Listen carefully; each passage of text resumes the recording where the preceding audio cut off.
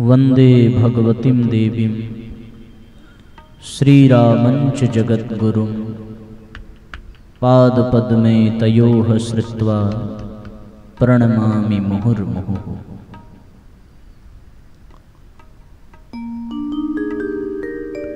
युग ऋषि युग दृष्टा वेदमूर्ति तपोनिष्ठ परम पूज्य गुरुदेव एवं स्नेह सलीला परम वंदनीय माता जी के सूक्ष्म संरक्षण में देव वृक्ष की छांव में जन जन में आध्यात्मिकता के पुण्य प्रसार हेतु जन जन में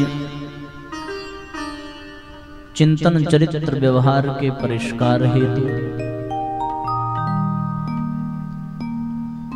जनमानस में दैवीय विचारों के संचार हेतु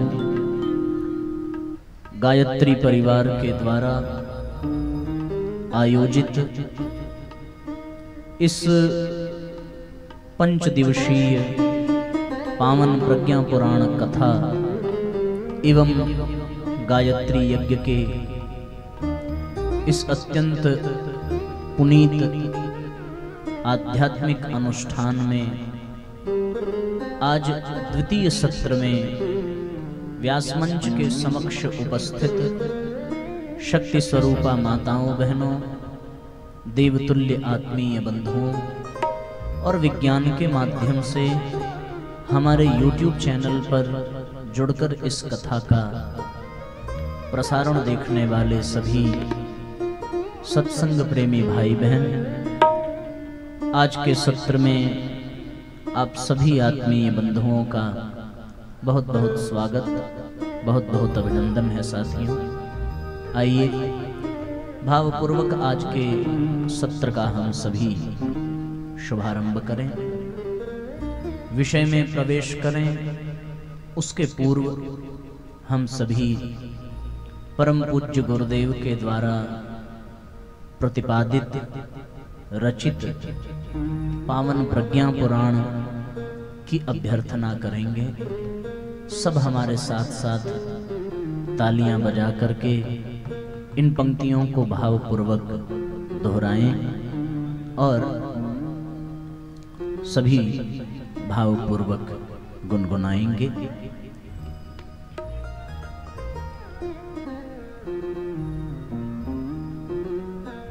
बोलिए श्रीमद् पावन प्रज्ञा पुराण की जय। बोलिए परम पूज्य गुरुदेव की जय। प्रज्ञा पुराण पावन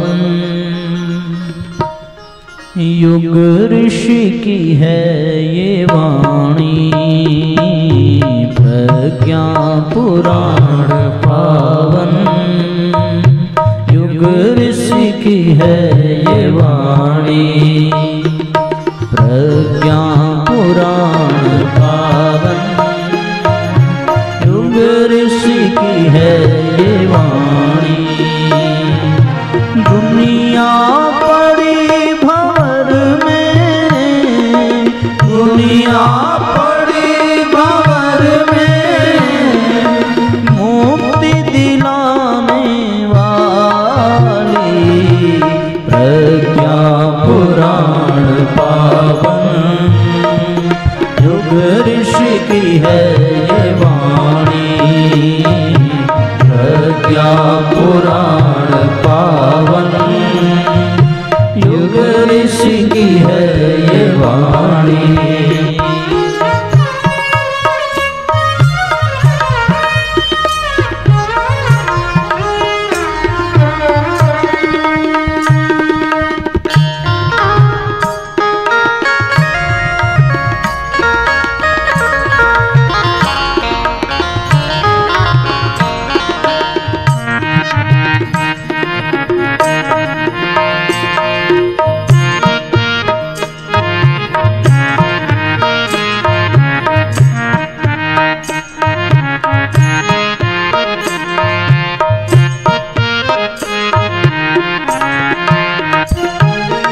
जो भी सुने वो समझे, नव ज्योति वो ही पाए।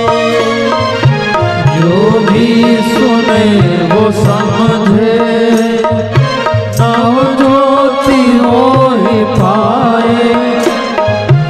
अज्ञान का अंधेरा जीवन से भाग जाए। अज्ञान का अंधेरा जीवन से भाग जाए।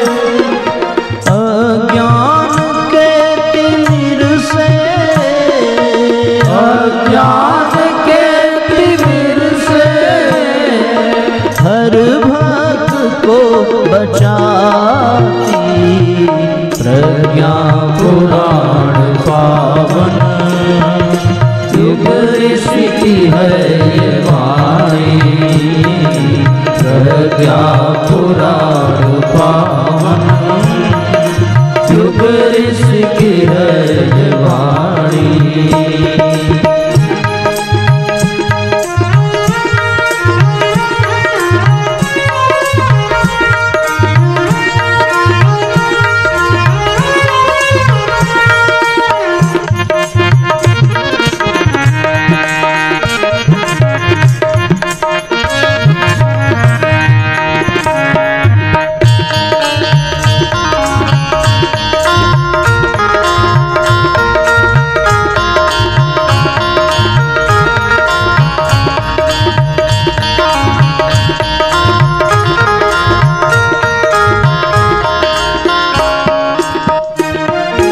जड़ता भरी है मन में, उसको हटाएं इससे।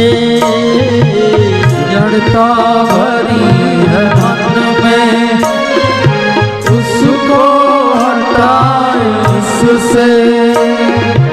जीवन को कर ले विकसित, सद्ज्ञान ध्यान इससे। जीवन को कर ले विकसित, सद्ज्ञान ध्यान इससे। कर देती धन्य जीवन, कर देती धन्य जीवन। संकट मिटाने वाली प्रज्ञा पुराण पावन। युग ऋषि की है ये वाणी, प्रज्ञा पुराण पावन। युग ऋषि की है ये वाणी।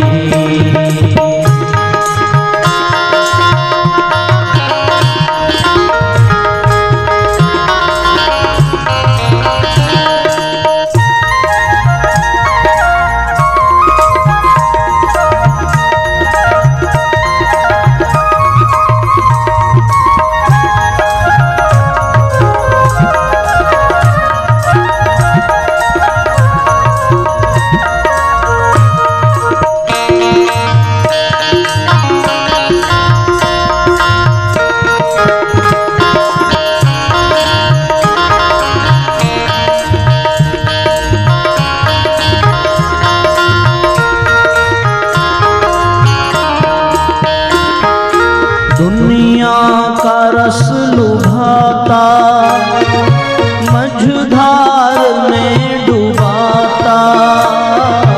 दुनिया का रस लुभाता, मझधार में डुबाता। तेरा रस पुनीत पावन है इष्ट से मिलाता। तेरा रस पुनीत पावन है इष्ट से मिलाता। भव सिंधु से उबारे, भव सिंधु से उबारे। युग ऋषि रचित कहानी प्रज्ञा पुराण पावन। युग ऋषि की है ये वाणी।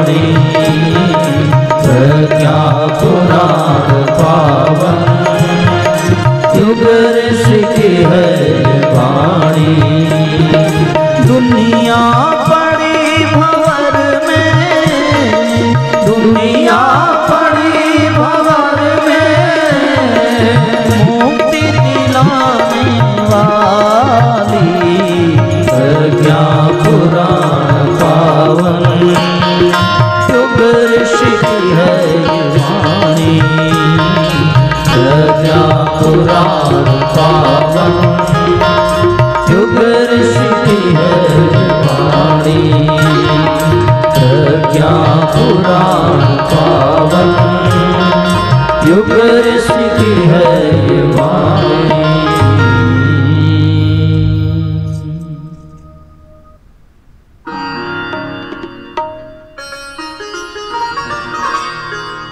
बोलिए श्रीमद् पावन प्रज्ञा पुराण की जय। बोलिए परम पूज्य गुरुदेव की जय। बोलिए गायत्री माता की जय। आज के आनंद की जय। नमः पार्वती पतये हर हर महादेव।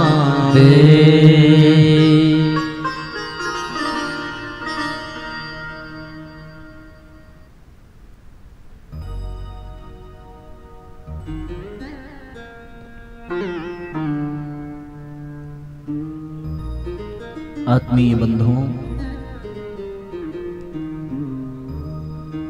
कल प्रथम सत्र में हम सब ने परस्पर चिंतन किया था कि जीवन की समस्याओं का अस्थायी समाधान केवल और केवल उस परम सद्ज्ञान में है जो मनुष्य के चिंतन को दैवीय बना देता है। चिंतन की उत्कृष्टता ज्ञान से ही संभव है।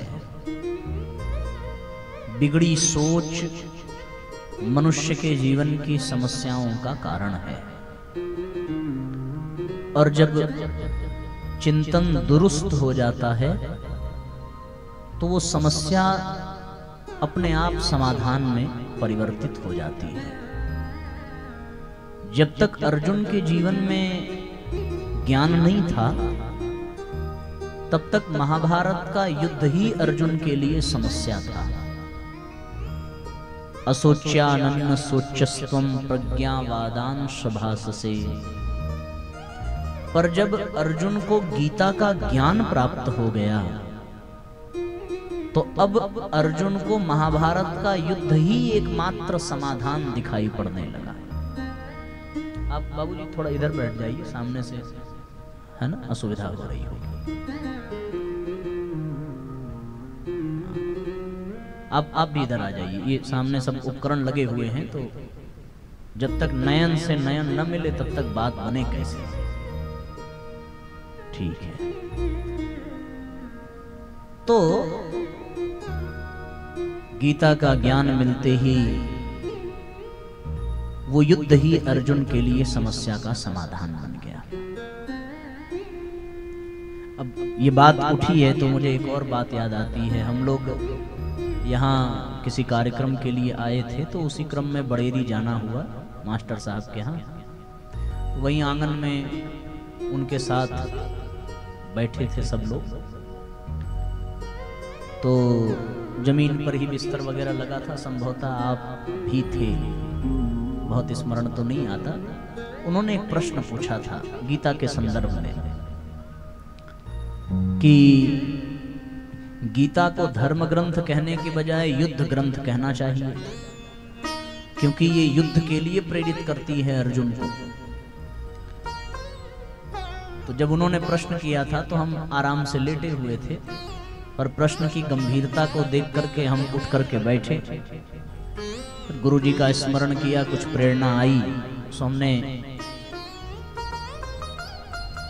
साकेश जी से कहा कि गीता युद्ध करने के लिए प्रेरित नहीं करती है, बल्कि गीता अंतर मन के भीतर जो युद्ध चल रहा है उसको शांत करती है, इसलिए गीता धर्म ग्रंथ है। सो उन्होंने ये सुन करके बड़ा संतोष प्रकट किया और बड़े प्रसन्न हुए और फिर कहने लगे कि ये तो हमने सोचा ही नहीं था।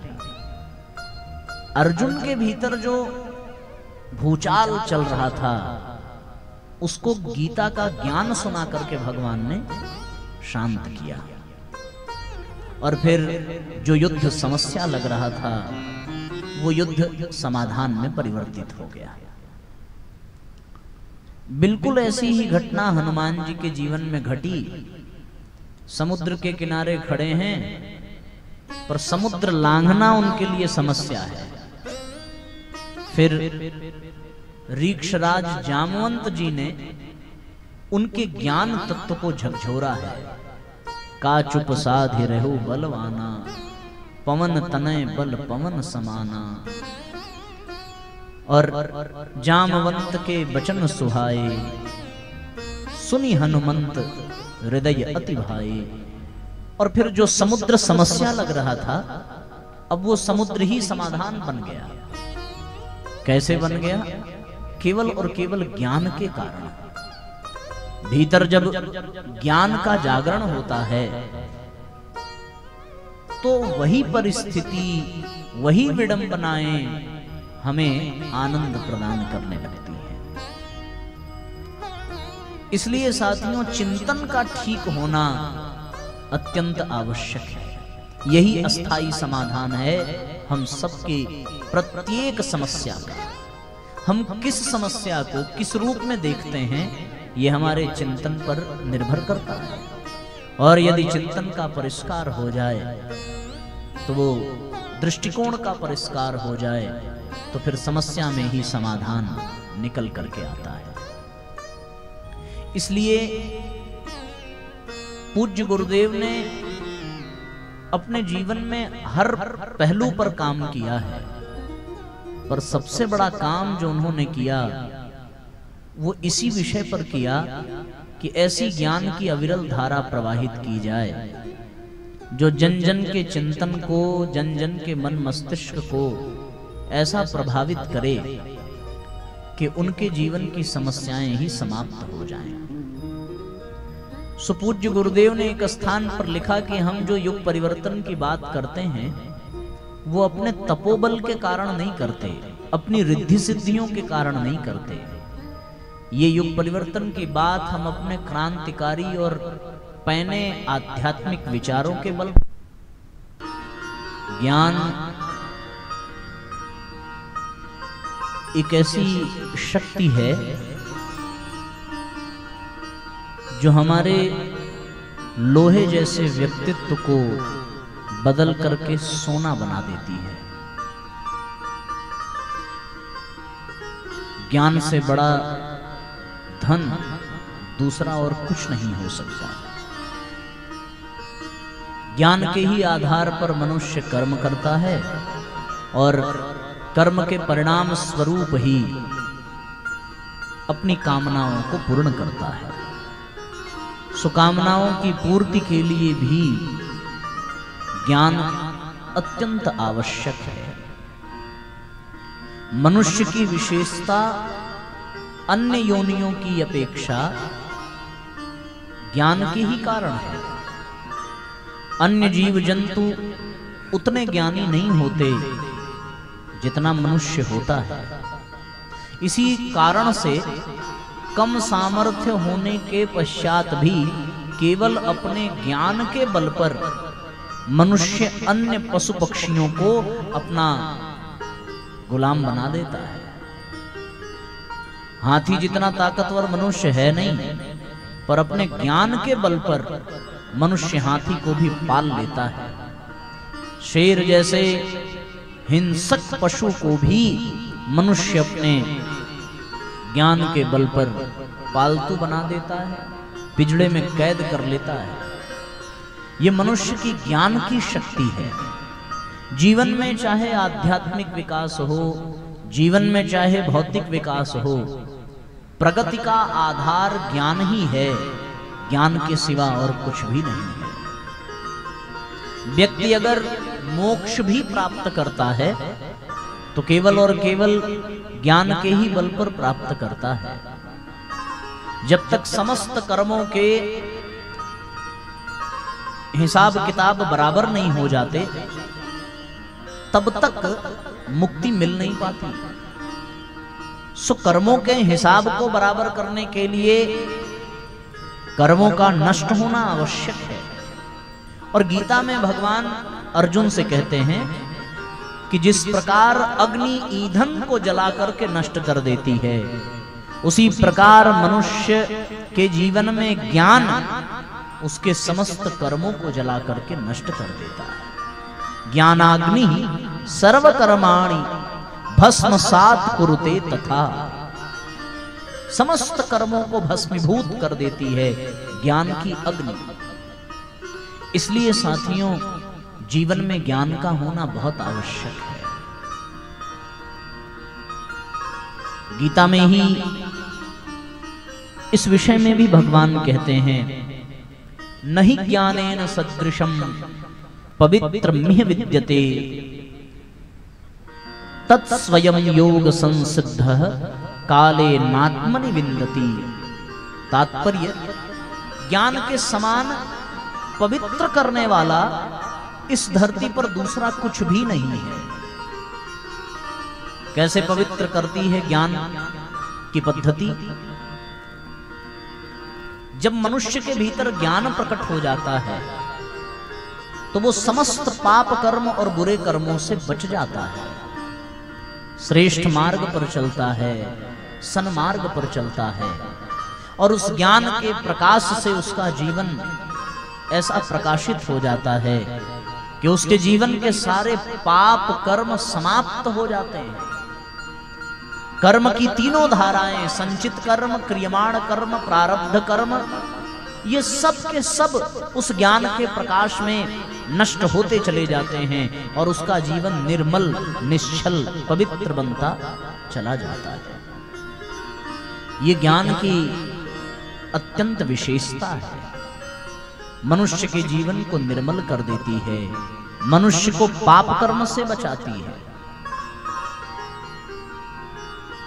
गायत्री मंत्र जब हम लोग पढ़ते हैं तो गायत्री मंत्र का भी अर्थ बिल्कुल यही है, तत्सवितुर्वरेण्यम। उस सविता का वर्णन करते हैं। कौन सविता? जो प्रकाश पुंज है, वो प्रकाश पुंज भर्ग यानी हमारे पापों को जलाने वाला, देवस्य हमें दैवीय गुणों से परिपूर्ण करने वाला, धीमहि हमारी बुद्धि को परिष्कृत करने वाला, धियो यो नः प्रचोदयात्, प्रचोदयात् यानी प्रेरित करने वाला, यो नः सन्मार्ग की ओर चलाने वाला।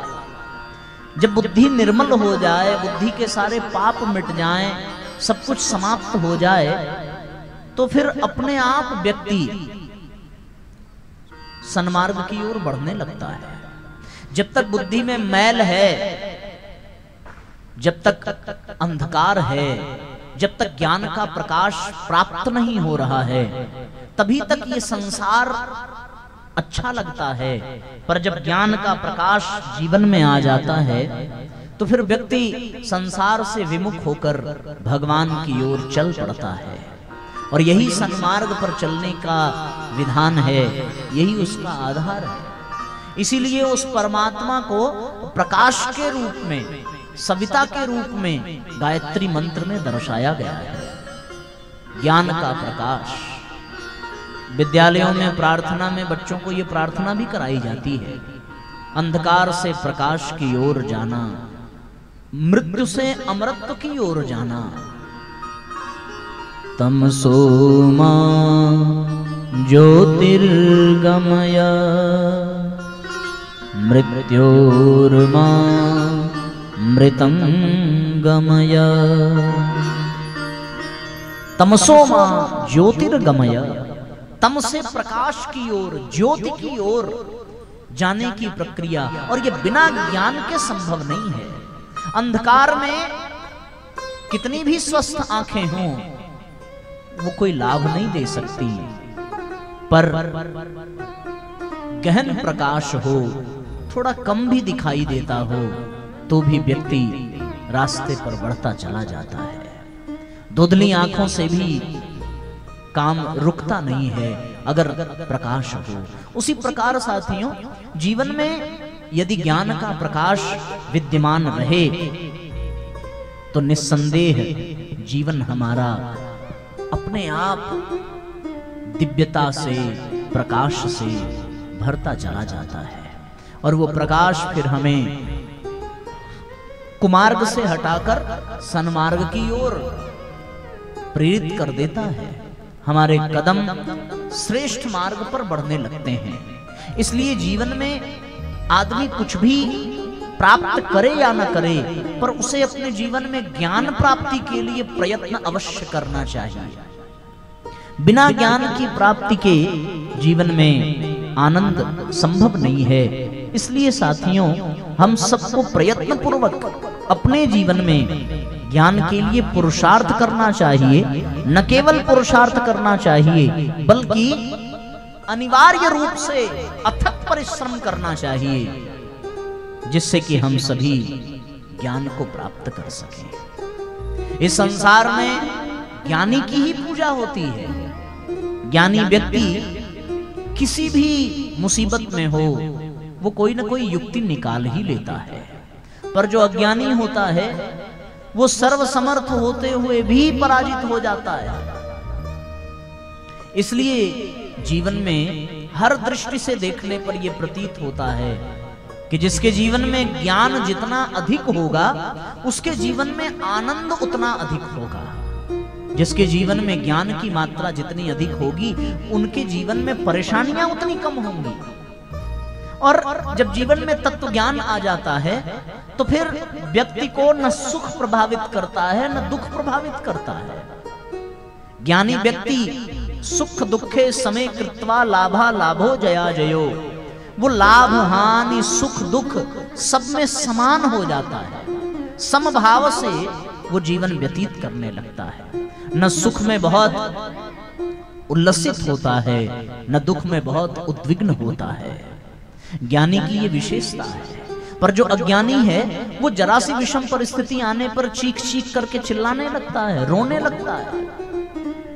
लेकिन जो ज्ञानी है, वो धैर्य से काम लेता है, उसमें साहस होता है, उसमें विवेक होता है।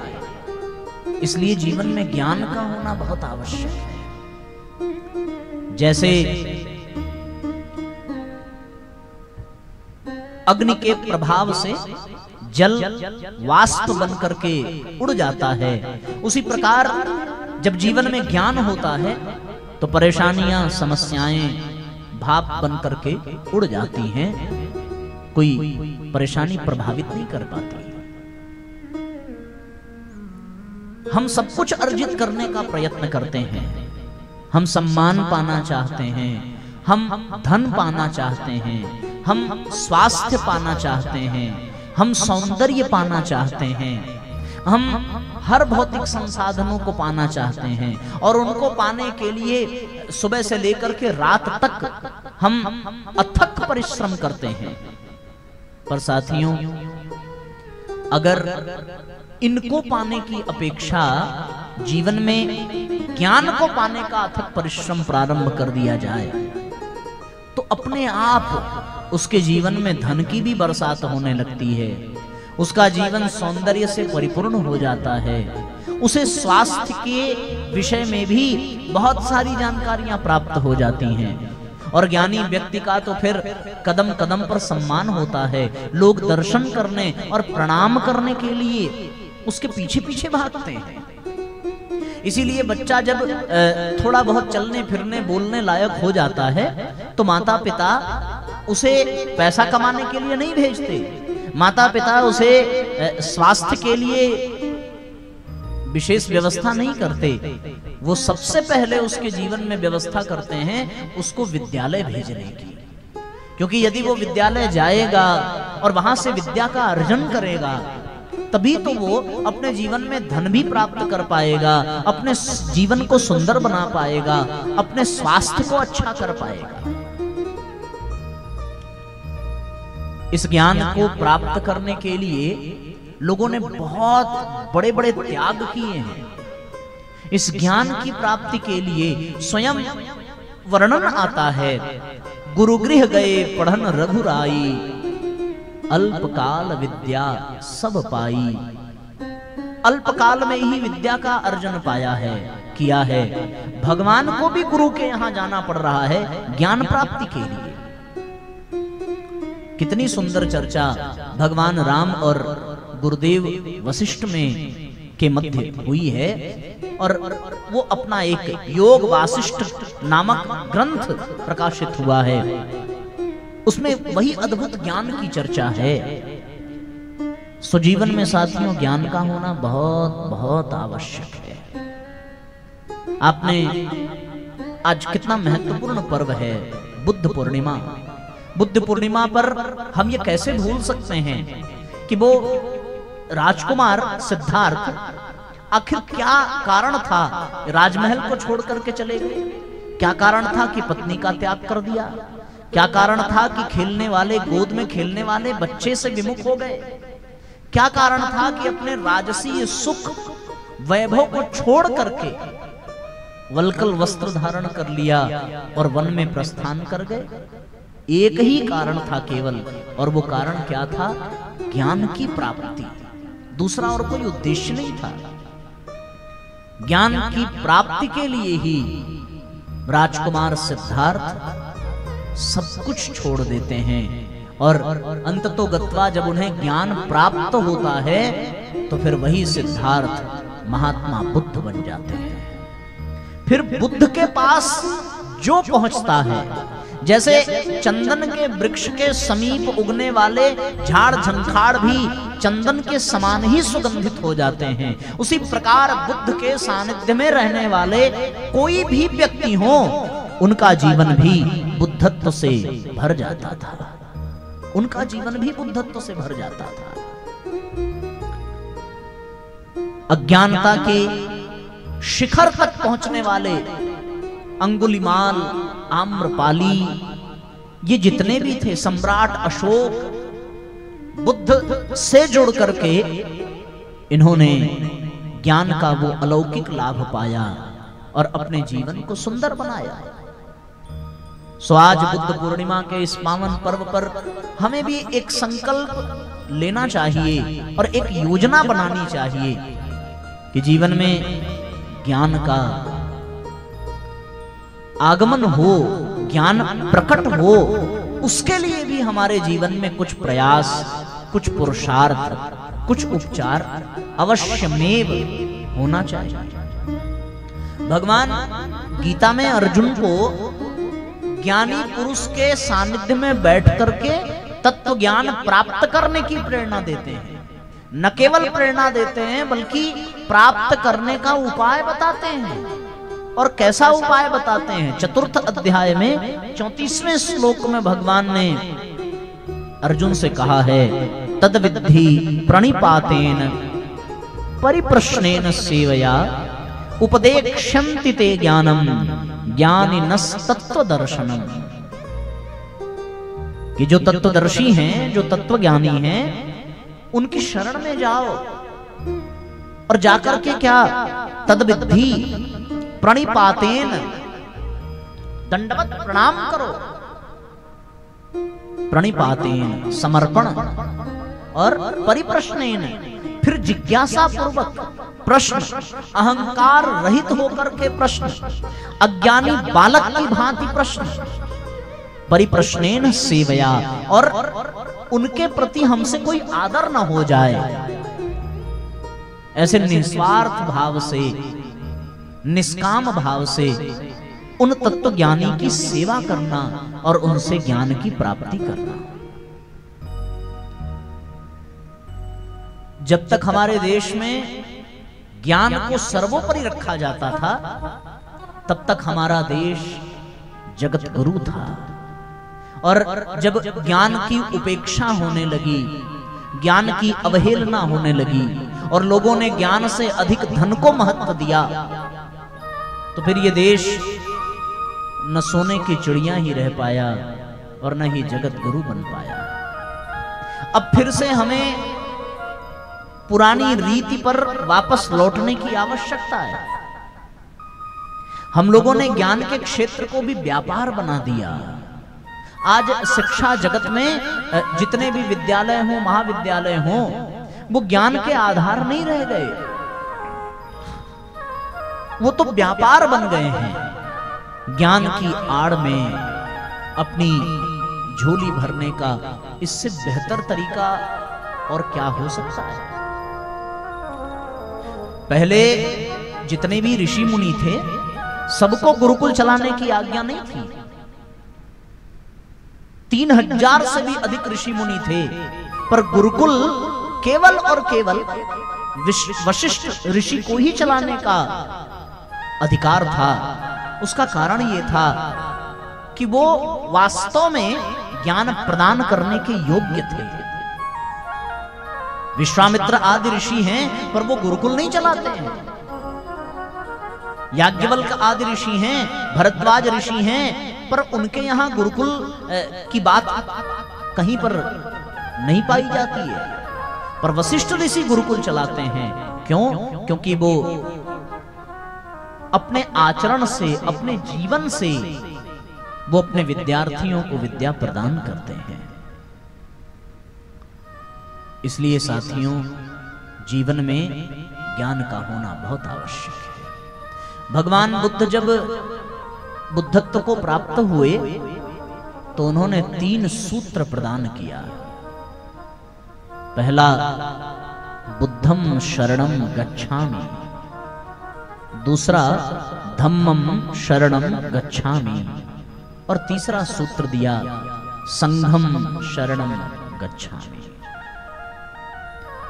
आज बुद्ध पूर्णिमा के पावन पर्व पर जिन्होंने ज्ञान की प्राप्ति के लिए सर्वस्व त्याग दिया, ये उनको प्रणाम करने का पर्व है और उनसे प्रेरणा लेने का पर्व है कि यदि ज्ञान की प्राप्ति के लिए हमें सर्वस्व का त्याग करना पड़े तो संकोच नहीं करना चाहिए। देखो, भगवान ये भी कहते हैं कि इस जन्म में जो कुछ भी पाया है वो यहीं रह जाएगा, लेकिन मृत्यु के पश्चात हमारे साथ जो जाएगा और जो अगले जन्म में भी हमारे उपयोग में आएगा, वो क्या है? वो हमारा अपना ज्ञान ही है। हम जितना ज्ञान का अर्जन इस जन्म में करेंगे, वो ज्ञान अगले जन्म में भी हमारे लिए उपयोगी होगा। यदि कोई व्यक्ति ये सोचे कि भाई हम तो अब उम्र के अंतिम पड़ाव पर हैं, अब ज्ञान पाकर के क्या फायदा, ये धारणा गलत है। ज्ञान हमारे भीतर जितना प्रकट होता है, जितना जागृत होता है, उतना वो अगले जन्म में भी हमारे लिए उपयोगी होता है। इसलिए साथियों, ज्ञान के लिए अथक प्रयत्न करने की प्रेरणा देता हुआ ये बुद्ध पूर्णिमा का पर्व है। और फिर इसमें जो सूत्र निकल करके आए, बुद्धं शरणं गच्छामि, यानी बुद्धि की शरण में जाओ। किसकी शरण में? बुद्धि की शरण में जाओ। बुद्धि की शरण में जाने का तात्पर्य क्या है? ज्ञान होता कहां है? ज्ञान बुद्धि में ही प्रकट होता है। और जब बुद्धि में ज्ञान प्रकट हो जाए तो फिर उस बुद्धि की शरण में जाना चाहिए। कौन से बुद्धि की शरण में? ज्ञान संपन्न बुद्धि की शरण में। ऐसी बुद्धि को सद्विवेक कहते हैं, ऐसी बुद्धि को प्रज्ञा कहते हैं, ऐसी बुद्धि को ही सद्बुद्धि कहते हैं, जिसमें ज्ञान जागृत हो जाता है। इसलिए कहा कि बुद्धि की शरण में जाओ। बुद्धं शरणं गच्छामि का तात्पर्य यही है। कौन सी बुद्धि? जो ज्ञान से संपन्न हो। कौन सी बुद्धि? जो हमारे जीवन की समस्याओं का समाधान कर सके। परम पूज्य गुरुदेव ने ज्ञान किसे कहते हैं, इसकी परिभाषा में एक वाक्य लिखा है कि ज्ञान का तात्पर्य है, ज्ञान वो प्रक्रिया है जो हमें सद्गुणों से संपन्न कर देती है और जो हमारी बुद्धि को द्वंद्व से हटा करके एक निर्णयात्मक, निश्चयात्मक बुद्धि बना देती है। वो बुद्धि जो कभी गलती से भी कुमार्ग पर जाने न पाए। जो ज्ञानी व्यक्ति होता है उसके जीवन में उसकी बुद्धि बड़ी परिष्कृत होती है। फिर तो लोग अपने जीवन की समस्याएं उनके पास लेकर के जाते हैं। बुद्धम शरणम गच्छामि, बुद्धि की शरण में, विवेक की शरण में जाने की बात यहां पर भगवान बुद्ध कहते हैं। परम पूज्य गुरुदेव ने बुद्धम शरणम गच्छामि इसी सूत्र को बहुत सुंदर तरीके से आज के परिप्रेक्ष्य में विचार दिया। गुरुजी ने भी 3 सूत्र दिए हैं। जैसे भगवान बुद्ध कहते हैं बुद्धम शरणम गच्छामि, इसी प्रक्रिया को पूज्य गुरुदेव उपासना कहकर के पुकारते हैं। पास बैठना, किसके पास बैठना? बुद्धम शरणम गच्छामि यानी बुद्धि के शरण में जाओ, विवेक की शरण में जाओ। पूज्य गुरुदेव कहते हैं उपासना करो। उपासना किसकी? माँ गायत्री की। माँ गायत्री कौन है? सद्बुद्धि की देवी, सद्विवेक की देवी। सद्विवेक की शरण में जाओ। उपासना का भी तो अर्थ यही है। किसके पास बैठे? बोले विवेक के पास। विवेक यानी प्रज्ञा, प्रज्ञा यानी माँ गायत्री। विवेक का साकार रूप बताया माँ गायत्री को। और फिर भगवान बुद्ध कहते हैं धम्मम शरणम गच्छामि, धर्म की शरण में जाओ। तो पूज्य गुरुदेव इसी वाक्य को अपने शब्द में संबोधित करते हैं और इसके लिए पूज्य गुरुदेव ने शब्द दिया साधना। साधना का तात्पर्य क्या? साधना का तात्पर्य धर्म में जीवन जीना। और भगवान बुद्ध भी कह रहे हैं धम्मम शरणम गच्छामि, धर्म की शरण में जाओ। और साधना का तात्पर्य जो हमारे जीवन को धर्म से भर दे, जो हमें धर्मात्मा बना दे। साधना का उद्देश्य तो यही है ना, साध करके ही व्यक्ति धर्मात्मा बन सकता है। सो भगवान बुद्ध का ये दूसरा सूत्र पूज्य गुरुदेव के स्वरूप में साधना का ही है, धर्मम शरणम गच्छामि। और फिर तीसरा सूत्र दिया संघम शरणम गच्छामि, यानी संघ बनाइए, संगठन बनाइए। एकला चलो रे नहीं, संघे शक्ति कलयुगो। इस कलयुग में सर्वश्रेष्ठ शक्ति संघ की है, संगठन की है। और संगठन को ही बनाने के लिए पूज्य गुरुदेव ने आराधना शब्द का उपयोग किया कि व्यक्ति आराधना करे। आराधना में क्या? समयदान और अंशदान। समयदान और अंशदान से ही संघ शक्ति मजबूत होती है। सो परम पूज्य गुरुदेव और भगवान बुद्ध के जीवन की ये बड़ी अद्भुत समानता है। जो सूत्र भगवान बुद्ध ने दिया है वही सूत्र पूज्य गुरुदेव के द्वारा हम सबको प्राप्त होता है। एक और विशेष बात, ये युग परिवर्तन की जो प्रक्रिया है इसमें पूर्वार्ध और उत्तरार्ध 2 अवतारों के द्वारा ये संपन्न हो रहा है। और बुद्धावतार इस युग परिवर्तन की प्रक्रिया का पूर्वार्ध माना जाता है और प्रज्ञावतार इस परिवर्तन की प्रक्रिया का उत्तरार्ध माना जाता है। बुद्धावतार में भगवान बुद्ध के द्वारा समूचे एशिया में परिवर्तन की बयार बही और प्रज्ञावतार में परम पूज्य गुरुदेव के द्वारा सारी दुनिया में परिवर्तन की बयार बही। भगवान बुद्ध बुद्धम शरणम गच्छामि कहते हैं तो पूज्य गुरुदेव उपासना कहते हैं। भगवान बुद्ध धम्मम शरणम गच्छामि कहते हैं तो पूज्य गुरुदेव साधना कहते हैं। वो कहते हैं संघम शरणम गच्छामि तो पूज्य गुरुदेव आराधना के लिए प्रेरित करते हैं। उपासना बुद्धि की, विवेक के, माँ गायत्री के शरण में जाने की प्रक्रिया का नाम है। साधना धर्मयुक्त जीवन जीने और धर्म की शरण में जाने की प्रक्रिया का नाम है। और साथियों आराधना, ये आराधना संघ की शरण यानी संगठन बना करके अपने जीवन को आगे बढ़ाने की प्रक्रिया का नाम है। इसलिए साथियों हम सभी लोगों को इस पर विचार करने की आवश्यकता है। जैसे कलयुग के प्रथम चरण में भगवान बुद्ध ने अपना ये अभियान चलाया पर किस आधार पर? ज्ञान को जागृत करके। कितनी समानता है बुद्धावतार में और पूज्य गुरुदेव के प्रज्ञावतार में। भगवान बुद्ध भी ज्ञान को ही जागृत करते हैं और ज्ञान की प्राप्ति के लिए ही वो सब कुछ त्याग करके बुद्ध बन जाते हैं और फिर उसी ज्ञान के आधार पर जिन जिन की समस्याओं का समाधान करते हैं। और परम पूज्य गुरुदेव भी ज्ञान की ज्वाला को प्रकट करते हैं उस ज्ञान की ज्वाला को पत्रिका के रूप में देखा जाए तो वो अखंड ज्योति पत्रिका कहलाती है। उस ज्ञान की ज्वाला को अगर प्रकाश के रूप में देखा जाए तो वो अखंड दीपक कहलाता है। उस ज्ञान की ज्वाला को अगर तीर्थ के रूप में देखें तो वो शांति कुंज गायत्री तीर्थ बन जाता है। उस ज्ञान की ज्वाला को अगर साहित्य के रूप में देखें तो वो 3200 से भी अधिक पुस्तकें बन जाती हैं। ये बुद्धावतार और प्रज्ञावतार की कितनी समानता है। बुद्धावतार कलयुग के प्रथम चरण में प्रारंभ हो रहा है और ये प्रज्ञावतार जो है ये कलयुग के अंतिम चरण में है। वो पूर्वार्ध है, ये उत्तरार्ध है। कलयुग काल में बुद्ध रूप धर धर्म चक्र का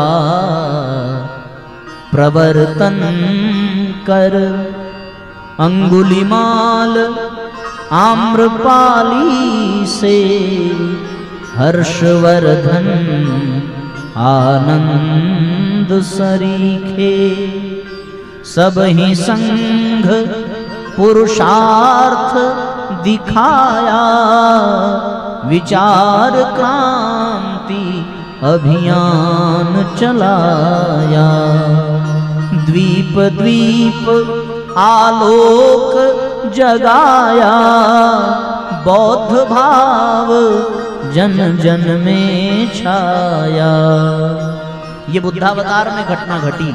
जन जन में बुद्धम शरणम गच्छामि धम्मम शरणम गच्छामि का सूत्र जीवन में घटित होने लगा। उन्होंने भी विचार क्रांति अभियान चलाया था। कोई युद्ध नहीं लड़ा परिवर्तन के लिए, उन्होंने अपने ज्ञान के आधार पर परिवर्तन किया है। सो विचार क्रांति अभियान का पूर्वार्ध बुद्धावतार, उत्तरार्ध के रूप में हुआ है प्रज्ञावतार। चेतना वही है जो बुद्ध की चेतना है, वही चेतना पूज्य गुरुदेव के रूप में इस धराधाम पर आई है। उन्होंने भी ज्ञान की अलग जगाई और पूज्य गुरुदेव ने भी ज्ञान की धारा बहाई। वो बुद्ध बुद्धि की शरण में, सद्विवेक की शरण में जाने को कहते हैं। पूज्य गुरुदेव माँ गायत्री की शरण में जाने को कहते हैं। बुद्धि विवेक निराकार है, उसी का साकार रूप है कौन? माँ गायत्री। वो धर्म की शरण में जाने को कहते हैं। पूज्य गुरुदेव साधना का क्रम अपनाने को कहते हैं और वो संघ की शरण में संगठन के लिए प्रेरित करते हैं। सो पूज्य गुरुदेव आराधना के लिए प्रेरित करते हैं। ये बुद्धावतार और प्रज्ञावतार का क्रम है। तो साथियों, बुद्धावतार भी ज्ञान के लिए हुआ और प्रज्ञावतार भी ज्ञान के लिए हुआ। इन दोनों के द्वारा जो ज्ञान की अद्भुत धारा बहाई गई है, वो धारा साथियों अलौकिक है, अद्भुत है। अब हमें आवश्यकता है कि हम उस ज्ञान को प्राप्त करें, उसको पाने का प्रयत्न करें। वो ज्ञान जो हमें पवित्र बना देता है, वो ज्ञान जो हमें निर्मल बना देता है, उस ज्ञान को पाने के लिए ही जीवन में उपासना, साधना, आराधना का अवलंबन लेना पड़ेगा। उस ज्ञान को पाने के लिए ही भगवान बुद्ध के शब्दों में विवेक, धर्म और संघ की शरण में जाना पड़ेगा। तो साथियों, ज्ञान तो बहुत आवश्यक है। बिना इसके जीवन के किसी भी समस्या का समाधान संभव नहीं है। इसलिए हम सबको उस ज्ञान की प्राप्ति के लिए अपने जीवन को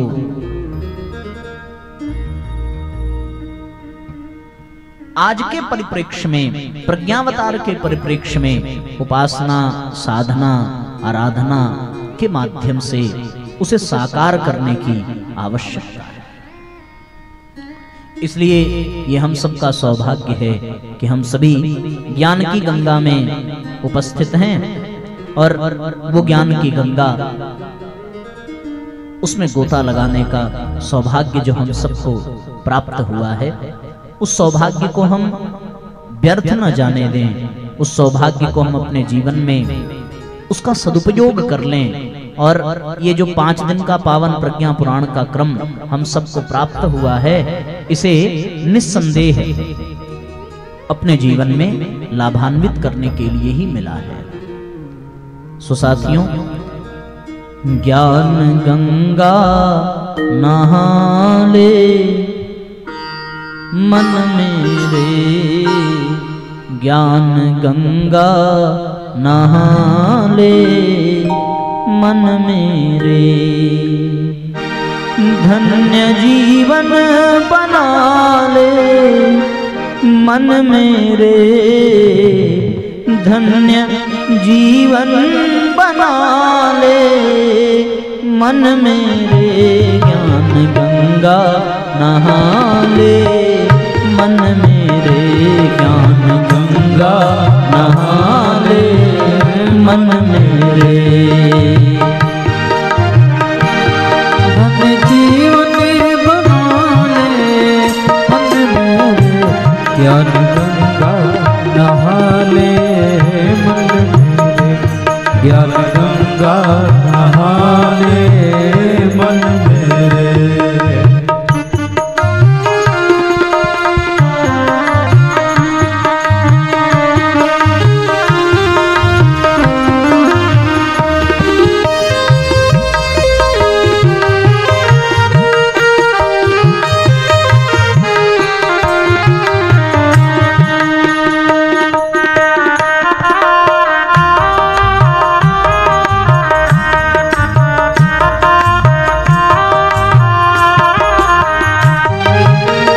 ऋषि ने सुन ले तुझे बुलाया, युग ऋषि ने सुन ले तुझे बुलाया, वह फिर से ज्ञान गंगा ले आया, वह फिर से ज्ञान गंगा ले आया।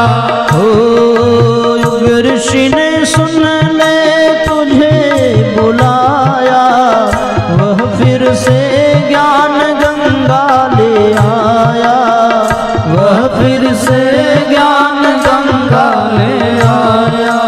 ओ एक डुबकी लगा ले, हो एक डुबकी लगा ले मन मेरे, मैल सारा बहा दे मन मेरे, मैल सारा बहा दे मन मेरे।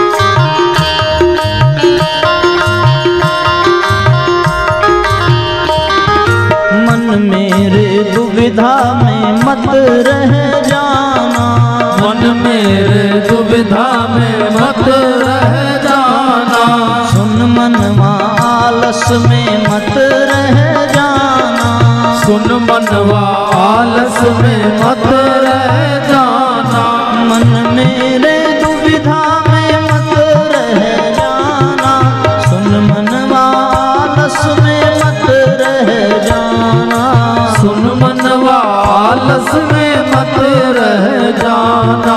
ओ लाभ कुछ तो उठा ले, हो लाभ कुछ तो उठा ले मन मेरे, बात बिगड़ी बना ले मन मेरे, बात बिगड़ी बना ले मन मेरे, ज्ञान गंगा नहा ले मन मेरे, ज्ञान गंगा नहा ले मन मेरे।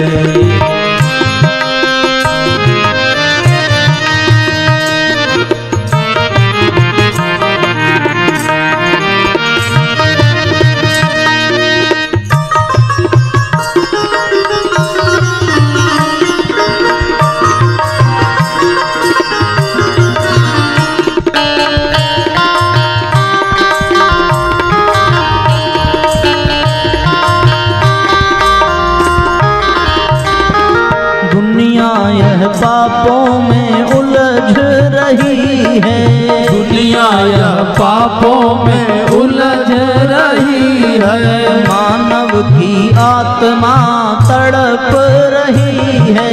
मानव की आत्मा तड़प रही है। दुनिया यह पापों में झुलस रही है। मानव की आत्मा तड़प रही है। मानव की आत्मा तड़प रही है। हो शांति सिंचन करा दे, हो शांति सिंचन करा दे। मन मेरे धार रस की बहा दे। मन मेरे धार रस की बहा दे। मन मेरे ज्ञान गंगा नहा ले। मन मेरे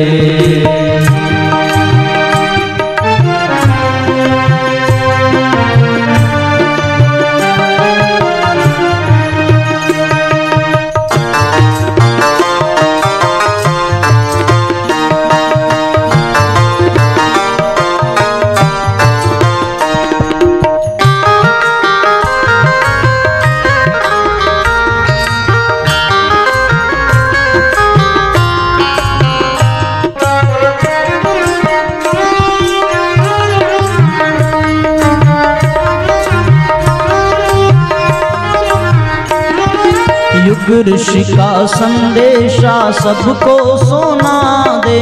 युग ऋषि का संदेशा सबको सुना दे। घर घर जा निष्ठा सभी में जगा दे। घर घर जा निष्ठा सभी में जगा दे। ओ राह सच्ची दिखा दे। हो राह सच्ची दिखा दे। मन मेरे लक्ष्य उत्तम बना ले। मन मेरे लक्ष्य उत्तम बना ले। मन मेरे ज्ञान गंगा नहा ले। मन मेरे ज्ञान गंगा नहा ले। मन मेरे धन्य जीवन बना ले। हो धन्य जीवन बना ले। मन मेरे ज्ञान गंगा नहा ले। मन मेरे ज्ञान गंगा नहा ले। मन मेरे ज्ञान गंगा नहा ले। मन मेरे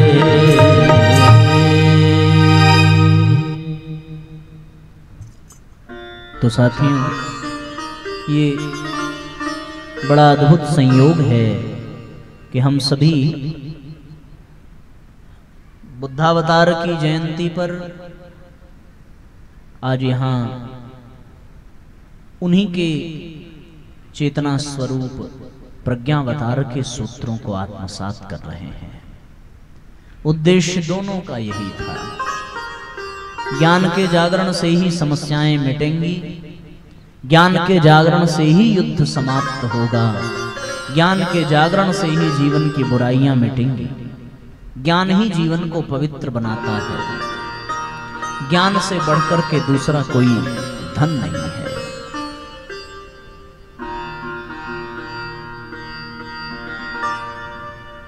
गीता में वर्णन है, ज्ञान प्राप्त करने के लिए योग्य कौन है? भगवान कहते हैं, श्रद्धावान लभते ज्ञानम।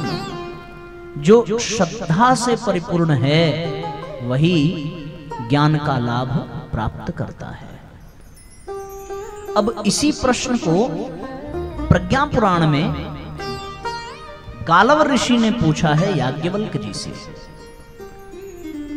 5वें खंड के 7वें अध्याय में गालव ऋषि प्रश्न करते हैं। उनका प्रश्न है कि भगवन, अंत्य निष्कर्षताम याति चित्तम विश्वास पूर्वकम इदृश्याम चित्तवृतौ हि दृढ़ः शक्यः उपक्रमः निर्णयं व्यवहारे च नेतुम शक्यम क्रियात्मताम्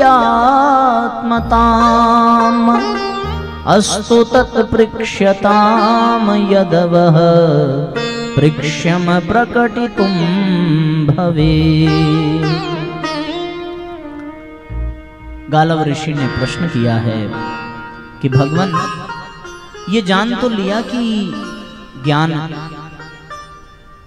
अत्यंत आवश्यक है, सब जानते हैं ज्ञान की विशेषता को, ज्ञान की महत्ता को, पर कदाचित ही कोई ज्ञान का अर्जन कर पाता है।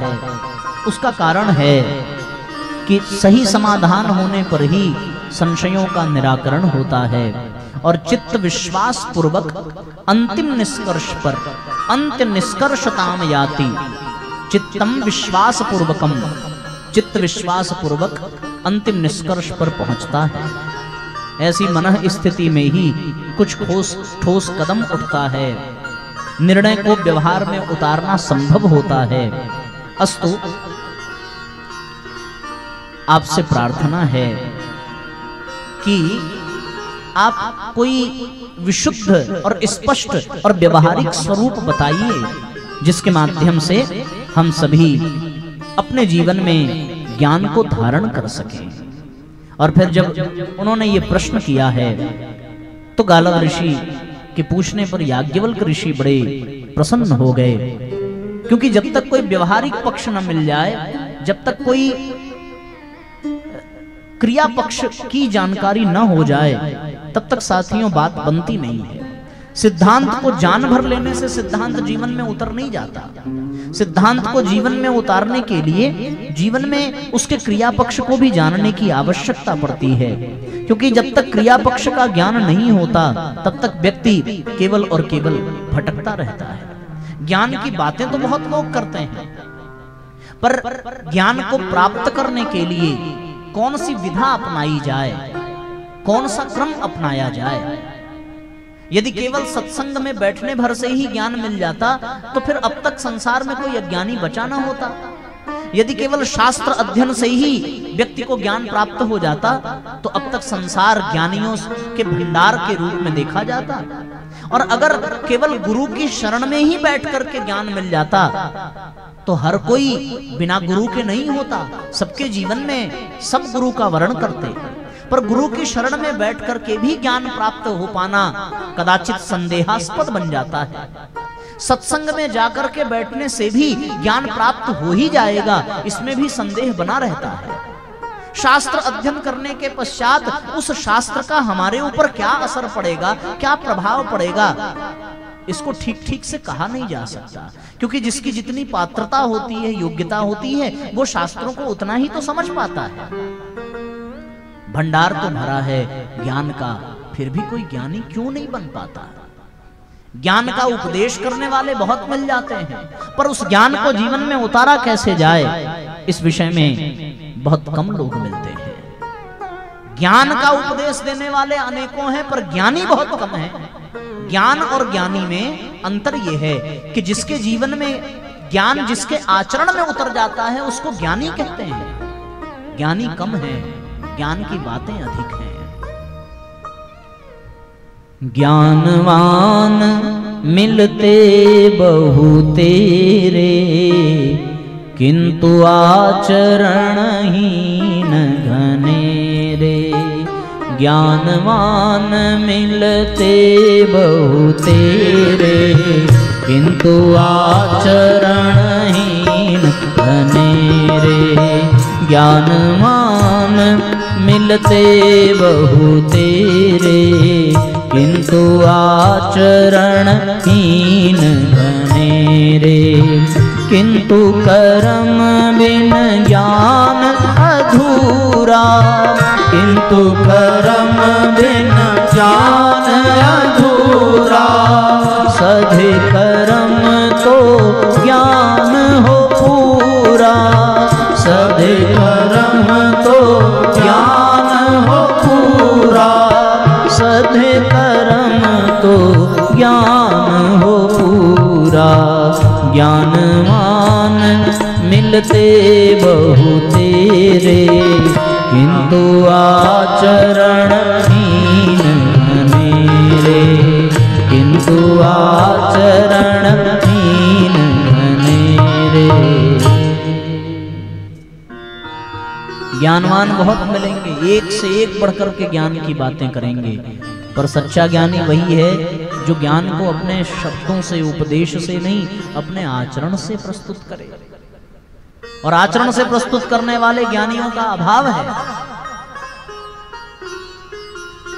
ज्ञान का उपदेश करना आदि अच्छा है, आसान है, पर उपदेश कुशल बहुत तेरे। पर ज्ञान को जीवन में उतारकर तदनुसार आचरण करना ये बड़ा कठिन है। इसके लिए उस ज्ञान को अपने जीवन में धारण करना पड़ता है, उसका अभ्यास करना पड़ता है। और उसको जब व्यक्ति अभ्यास पूर्वक अपने जीवन में उतार लेता है, तब जाकर के बात बनती है। उसके पहले कोई लाभ मिल नहीं पाता।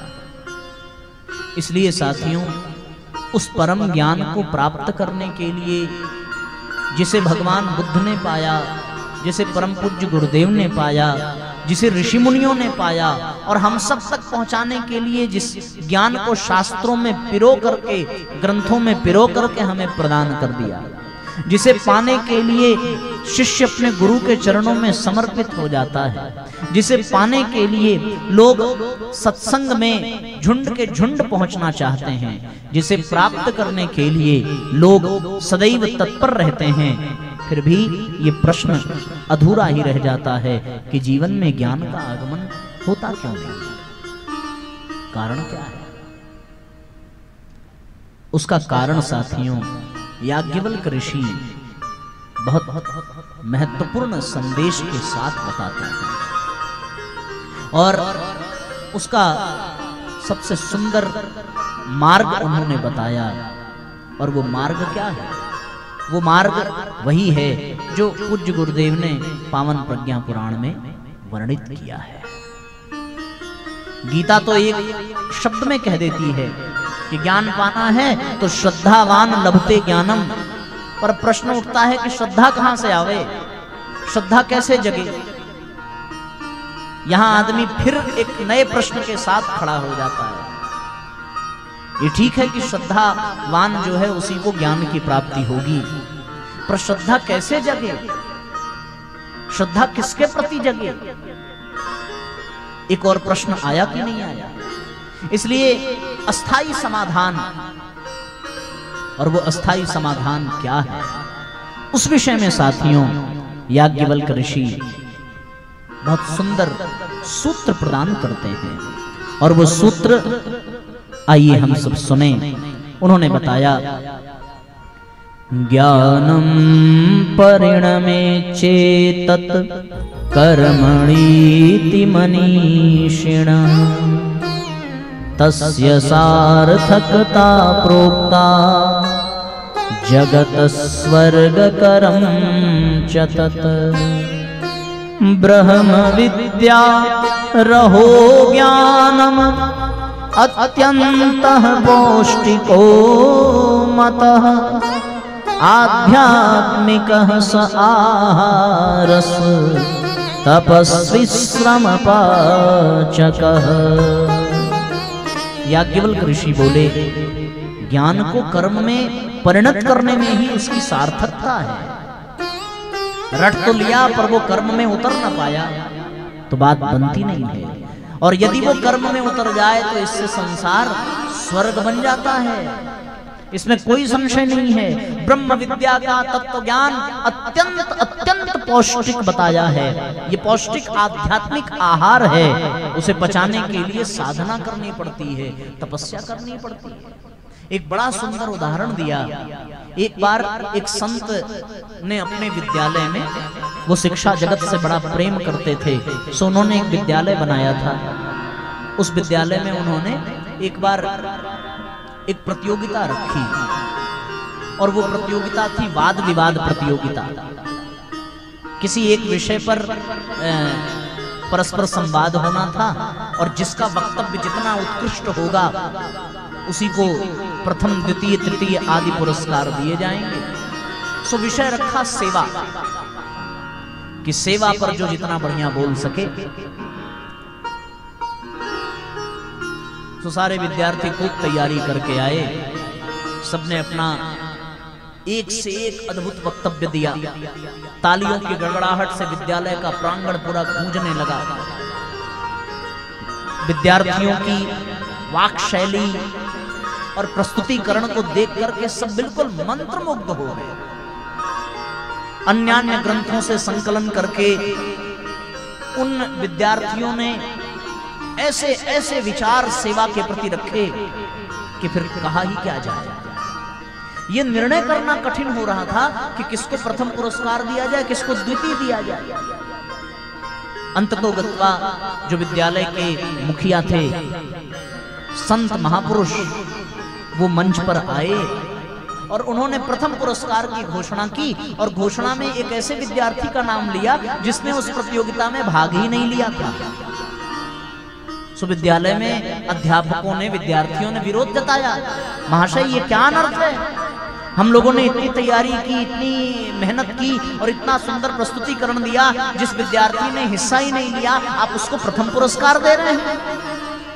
संत खड़े हुए और सबका समाधान करते हुए कहने लगे कि मंच पर आते समय जो रास्ते में सीढ़ियां पड़ती हैं ना, उन सीढ़ियों पर हमने एक घायल बिल्ली के बच्चे को रखा था, पर तुम सब विद्यार्थियों में से केवल उसी एक विद्यार्थी की दृष्टि उस बिल्ली के बच्चे पर पड़ी। उसने प्रतियोगिता में आने से ज्यादा महत्वपूर्ण ये समझा कि उस बिल्ली के बच्चे का उपचार किया जाए, उसके शारीरिक अस्वस्थता को दूर किया जाए।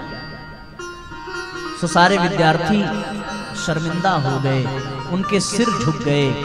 फिर संत ने कहा कि बच्चों, सेवा पर उद्बोधन दे देना बड़ा आसान है, सेवा पर उपदेश कर देना ये बहुत आसान है, बहुत सरल है, कोई भी पढ़ा लिखा व्यक्ति कर देगा, कोई भी बोलने में महारत हासिल करने वाला व्यक्ति कर लेगा, पर सेवा सच में करना ये बहुत कठिन है। और उस विद्यार्थी ने सेवा पर बोला नहीं है बल्कि सेवा करके दिखाया है, इसलिए उसको प्रथम पुरस्कार जाता है।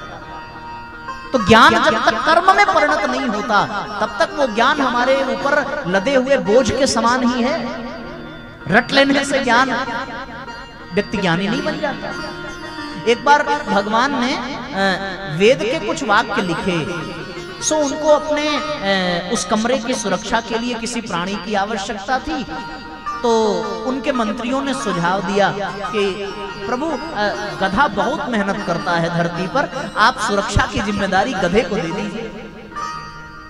सो गधे को नियुक्त कर दिया भगवान ने कि तुमको हमारे कोठरी की सुरक्षा करनी है। अच्छा, उस जमाने में कागज पे तो लेखन होता नहीं था, सूखे पत्ते पर और नरकट की कलम से लेखनी होती थी। सो सूखे पत्ते को गधे ने देखा और फिर गधे को ये पता चला कि इसमें वेद वाक्य लिखे हैं। गधा अपने ऊपर नियंत्रण कर नहीं पाया, वो तुरंत कमरे में प्रवेश कर गया और सारे सूखे पत्ते खा गए। और जब सूखे पत्ते खा गए, भगवान आए, देखे सब पत्ते गायब। पता किया, दिव्य दृष्टि से देखा तो पता चला कि सारा वेद वाक्य गधे के पेट में है। सो भगवान ने डांट करके भगा दिया। अब वो गधा नीचे आया इस धरती पर और नीचे धरती पर आकर के ढेंचू खूब चिल्लाता है। हम लोगों को नहीं समझ में आता, पर वो गधा कहता है कि मैं गधा नहीं हूँ, मैंने अपने पेट में वेदों के वाक्य रखे हैं, मुझसे बड़ा ज्ञानी कोई नहीं है। पर उन वाक्यों को खा लेने भर से व्यक्ति ज्ञानी नहीं, गधा ही बना रहेगा। अगर उसको वास्तव में ज्ञानी बनना है तो उस ज्ञान को अपने आचरण में उतारने का प्रयास करना पड़ेगा, तब जाकर के बात बने। बुद्ध ने उपदेश दिया, पर कब? जब अपने आचरण में उतर गया। पूज्य गुरुदेव ने जो कहा उसको पहले करके दिखाया, उसके बाद किया। भगवान कृष्ण गीता में जो कहते हैं उसे रामावतार में करके दिखाते हैं, उसके बाद वो उपदेश देते हैं। सो इसलिए साथियों, ज्ञान को पहले अपने आचरण में उतारना पड़ेगा, ज्ञान को अपने कर्म में उतारना पड़ेगा। और फिर याज्ञवल्क्य ऋषि कहते हैं कि यदि वो उतर जाए जीवन में तो निस्संदेह जीवन जो है वो स्वर्ग तुल्य बन जाता है। और फिर उन्होंने कितना सुंदर समाधान दिया कि ज्ञान को जीवन में धारण करने के लिए 3 प्रकार के पुरुषार्थ करने पड़ेंगे। पुरुषार्थ त्रयं कार्यम ब्रह्मोपासनमप्यहो। 3 प्रकार के पुरुषार्थ करने पड़ेंगे। पहला ब्रह्म उपासना, ब्रह्मोपासनमप्यहो। दूसरा साधना जीवनस्यास्मै। तीसरा लोकराधनमुत्तमम्। 3 सूत्र प्रदान किया है। एकदा त्रीणि ग्राह्याणि तदन्नपानीयवायुजा। आकांक्षा यदि पूर्णा स्युर्जीवनं निर्वहेद यथा। 3 सूत्र प्रदान किया है। कौन सा? बोले 3 पुरुषार्थ करने पड़ेंगे। पहला ब्रह्म उपासना, दूसरा साधना जीवन साधना, और तीसरा लोक आराधना। जीवन साधना का तात्पर्य धर्मम शरणम गच्छामि। ब्रह्म उपासना का तात्पर्य बुद्धम शरणम गच्छामि। लोक आराधना का तात्पर्य संघम शरणम गच्छामि। ये किसका एक क्रम है। अब ये तीनों जिसके जीवन में आ जाएं साथियों, उसका जीवन धन्य बन जाता है। ये उपासना, ये साधना और ये आराधना, इसे हम लोगों को समझने की आवश्यकता है।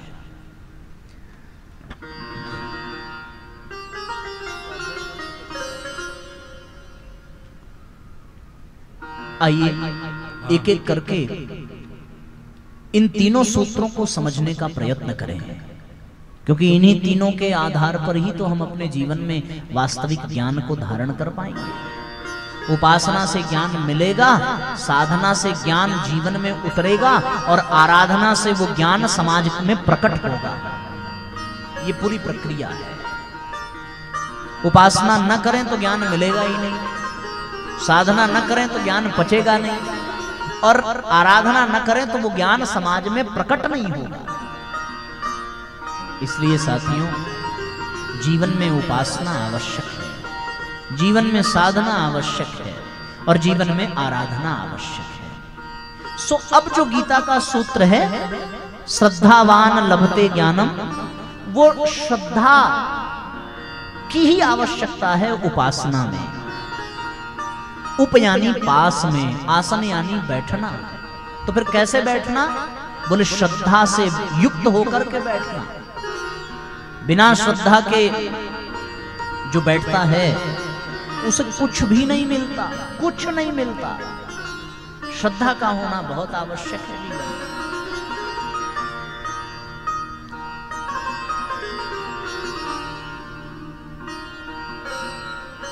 बड़ी प्यारी कहानी आपने सुनी भी होगी, संभवतः हमारे द्वारा ही सुनी हो। हास्य के लिए बड़ा सुंदर ये प्रकरण आ जाता है कि बिना श्रद्धा के व्यक्ति को कुछ भी मिलता ही नहीं है। एक व्यक्ति ने एक गुरु बनाया, पीछे पड़ गया कि आप हमें दीक्षा दे दो, आप हमारे गुरु बन जाओ। गुरुजी भी सोचने लगे कि ये शिष्य बनता नहीं, हमें गुरु बनाने चला है। अरे ये शिष्य बनता तो अपने आप इसको गुरु मिल जाते, पर ये शिष्य बनने की बजाय गुरु बना रहा है। बनने की बजाय बनाना। देखो, जहां श्रद्धा होती है वहां व्यक्ति बनता है, लेकिन जहां श्रद्धा नहीं होती वहां बनता नहीं है, बनाता है। ये अंतर है। अब जिसकी श्रद्धा होगी वो ये कहेंगे कि हम आपकी कथा में आएंगे, सुनेंगे, पूरा प्रयास करेंगे। पर जिसमें श्रद्धा नहीं होगी वो ये नहीं कहेगा कि हम आपकी कथा में आएंगे, सुनेंगे। वो ये कहेगा कि जल्दी ही आपकी कथा कराएंगे। सुनने में और कराने में बड़ा फर्क होता है। और देखो, जो कराता है ना वो सुन नहीं पाता। इसलिए श्रद्धा का होना, वो उसने गुरु बनाने की जिद की, सो गुरु बना लिया।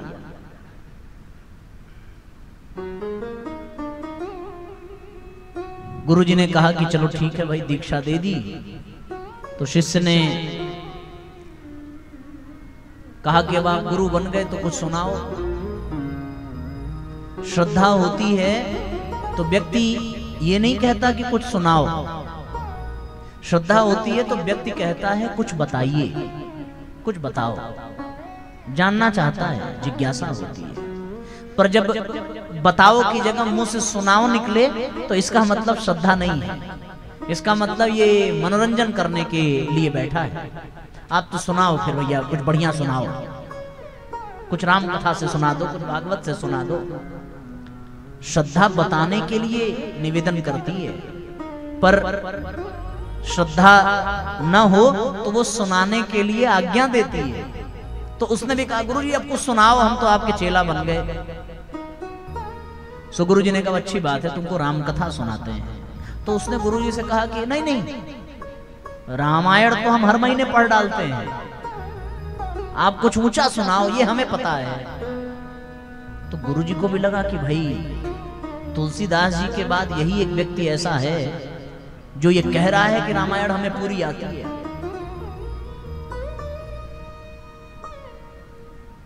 तो फिर उन्होंने कहा चलो अच्छा भागवत सुनाते हैं। तो भागवत सुनने के लिए जब कहा तो बोला कि अरे नहीं, भागवत की कथाएं हमने बहुत सुनी है, आजकल टीवी पर जब खोलो तब भागवत की कथा सुनने को मिल जाती है। तो गुरुजी भी सोचे कि चेला नहीं गुरुए मिला है, सोच में पड़ गए। तो फिर कहा अच्छा तुमको गीता सुनाते हैं। तो उसने कहा कि हाँ हाँ ठीक है, अब आप इतना कह रहे हैं तो गीता सुनाइए,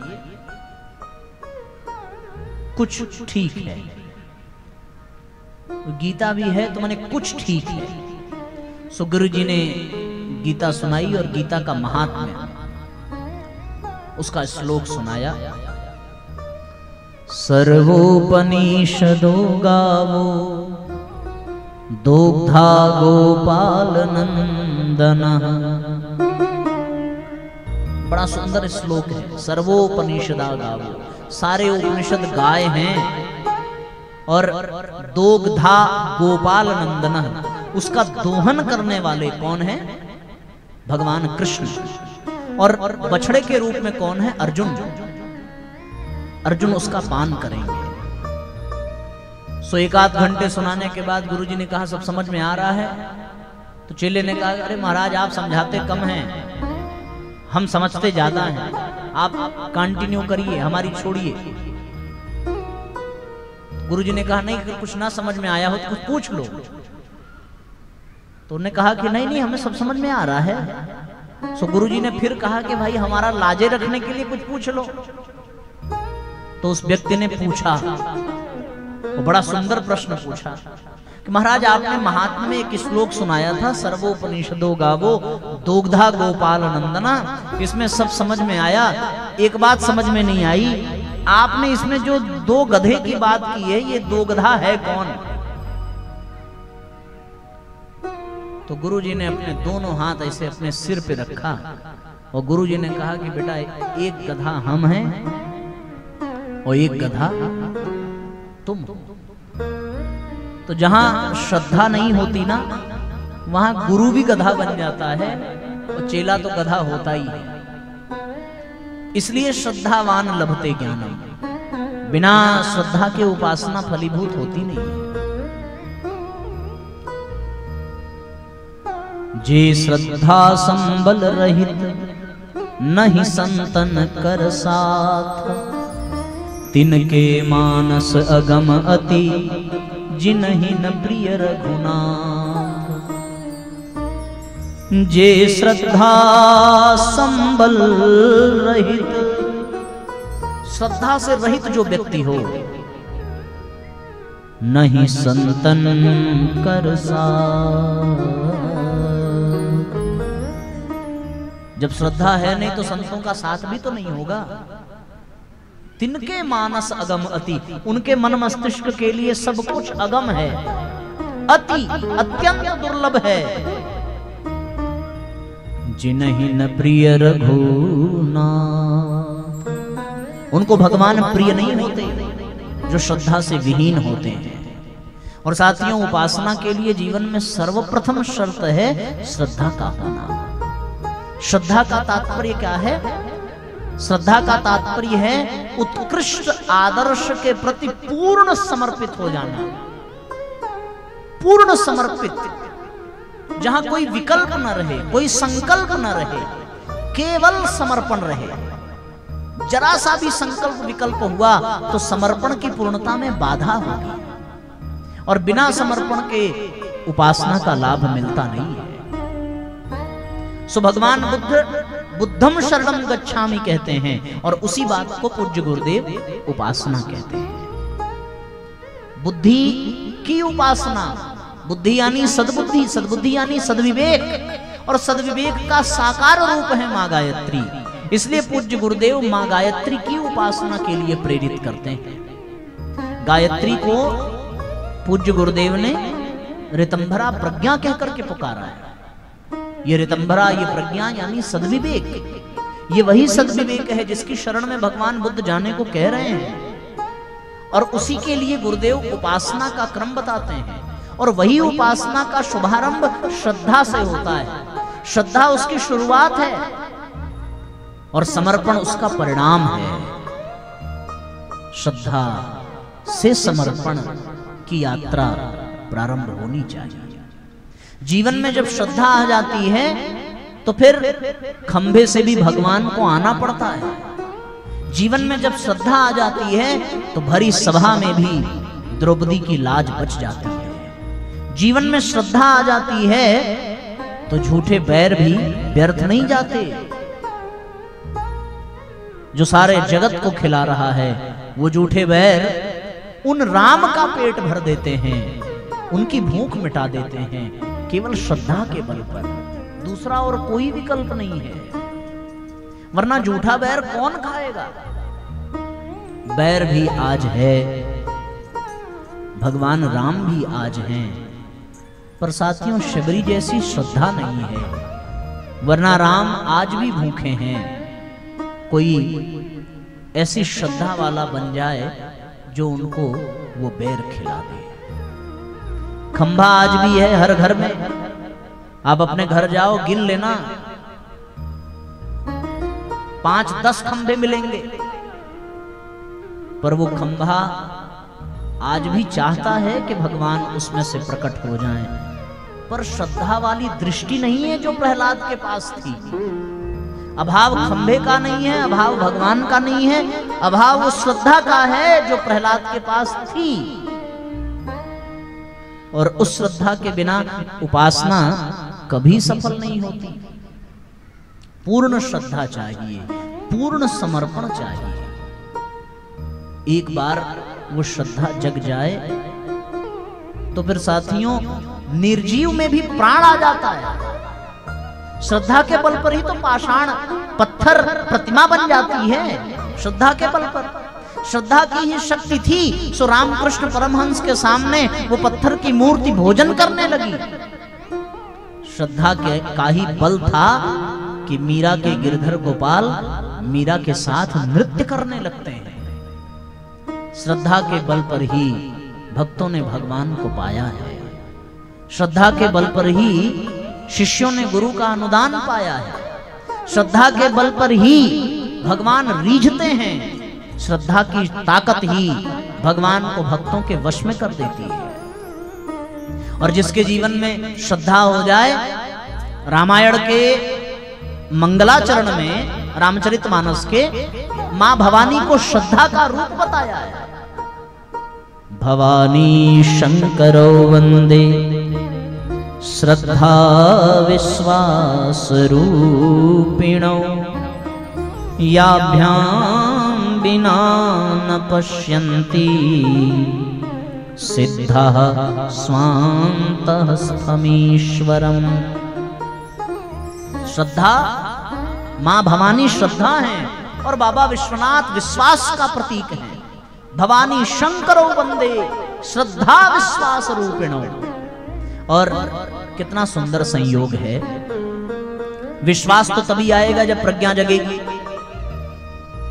वही भवानी हम सबके जीवन में माता भगवती के रूप में आई हैं, और फिर आज हम लोग उनको सजल श्रद्धा के रूप में पुकारते हैं। सजल श्रद्धाय विद्महे महाशक्त्यै धीमहि तन्नो भगवत्यै प्रचोदयात्। सजल श्रद्धा है रामचरितमानस में केवल श्रद्धा, पर जब वही मां भवानी परम वंदनीय माता जी के रूप में अवतार लेकर के आती हैं तो फिर वो सजल श्रद्धा हो जाती है, श्रद्धा द्रवीभूत हो जाती है। श्रद्धा का मूर्तिमान स्वरूप है परम वंदनीय माता जी। ऐसी श्रद्धा जो अपने पति में ही परमेश्वर को पा लेती है, ऐसी श्रद्धा जो अपने लाखों करोड़ों बच्चों को कभी निराश नहीं होने देती। वो श्रद्धा कितनी बलवती है, वो श्रद्धा में कितनी शक्ति है कि वो एक मां सारी धरती के बच्चों को तृप्त कर देती है केवल श्रद्धा के बल पर। और उसी श्रद्धा के नाते पूज्य गुरुदेव ने वंदनीय माता जी को पूरे मिशन की जिम्मेदारी पकड़ा दी। और उसके बाद जब उस श्रद्धा के बल पर वंदनीय माता जी ने मिशन की बागडोर थामी है तो फिर कैसे अश्वमेध यज्ञों की श्रृंखला चली। आज मिशन में वे लोग नींव के पत्थर के रूप में सिद्ध हो रहे हैं जिन्होंने अश्वमेध यज्ञ में अपने आप को इस मिशन में जोड़ा था। केवल श्रद्धा की शक्ति के कारण ही हमारा ये मिशन चल रहा है। इसको समझने के लिए वैसी ही श्रद्धा चाहिए जैसी माता परम वंदनीय माता जी के भीतर थी, अन्यथा कोई समझ नहीं पाएगा इस मिशन को। इस मिशन को समझने के लिए श्रद्धा चाहिए, तब जाकर के बात बनेगी। इसलिए श्रद्धा पूर्वक जो व्यक्ति प्रयत्न करता है उसका जीवन धन्य बन जाता है। जीवन में श्रद्धा का आगमन होना चाहिए। जब वो श्रद्धा उत्पन्न हो जाती है तो फिर जीव और शिव मिलकर के एक हो जाते हैं, अग्नि और ईंधन समान हो जाते हैं, साधक और सविता एक रूप हो जाते हैं। ऐसी विशेष बात है श्रद्धा की शक्ति में। साधक का सविता को अर्पण, शिष्यों का गुरु को समर्पण। साधक का सविता को अर्पण, शिष्यों का गुरु को समर्पण। दीपक का ज्योति को चातक का चंदा को, दीपक का ज्योति को चातक का चंदा को, गंगा का सागर को अर्पण। साधक का सविता को अर्पण,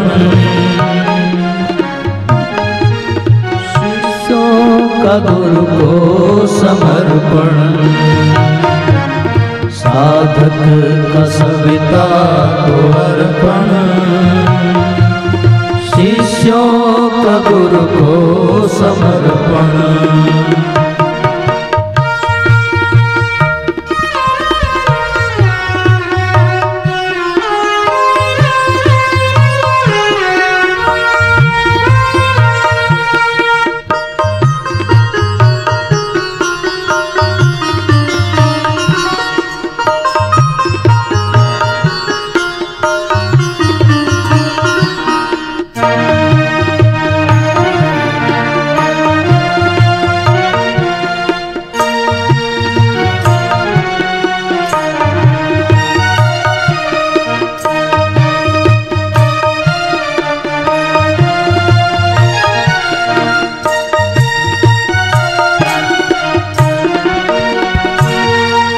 सबका समर्पण हो ऐसा,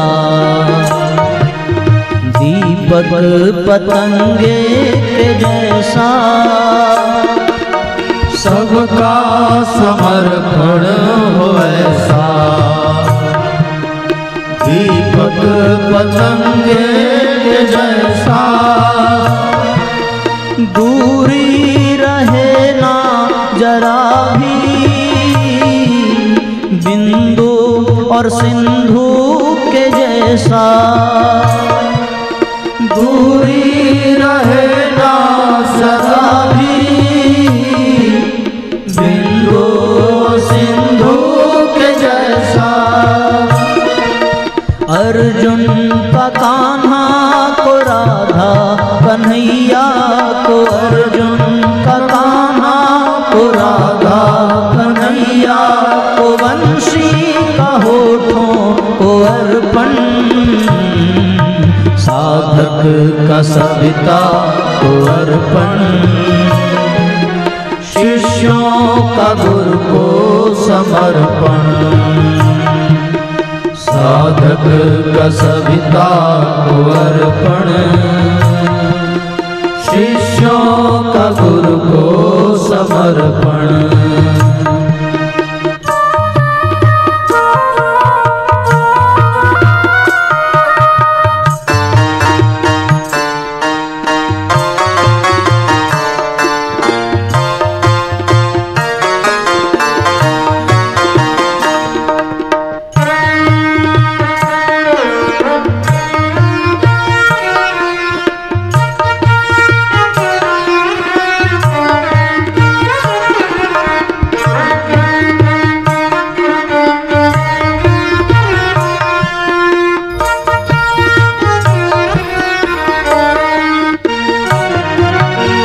सच्चा हो अर्पण हमारा,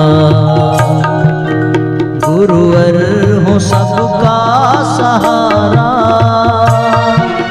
सच्चा हो अर्पण हमारा, गुरुवर हो सबका सहारा। हो जाए गुरुवर में ऐसे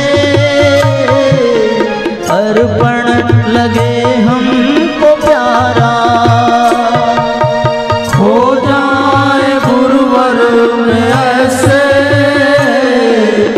अर्पण लगे हमको प्यारा। सीपों का मोती को हिमनद हिमालय को, सीपों का मोती को हिमनद हिमालय को, शिशुओं को माता को अर्पण। साधक का सविता को अर्पण। शिष्यों का गुरु को समर्पण। साधक का सविता को अर्पण। शिष्यों का गुरु को समर्पण।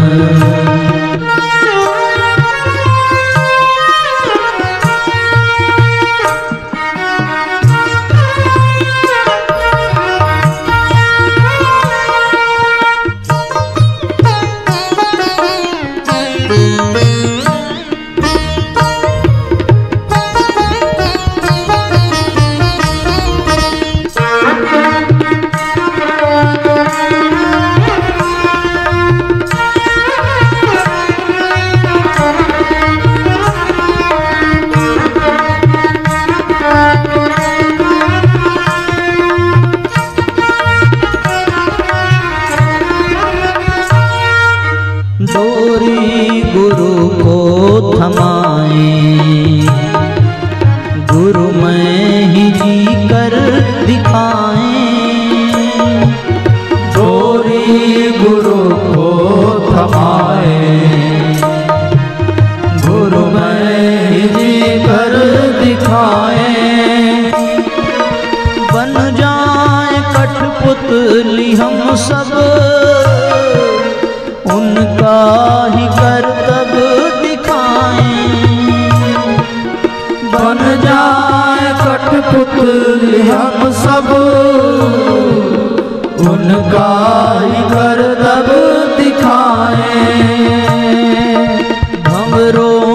फूलों को समिधा का अग्नि को भंवरों का फूलों को समिधा का अग्नि को बूंदों को बादल को अर्पण साधक का सविता को अर्पण शिष्यों का गुरु को समर्पण साधक का सविता को अर्पण शिष्यों का गुरु को समर्पण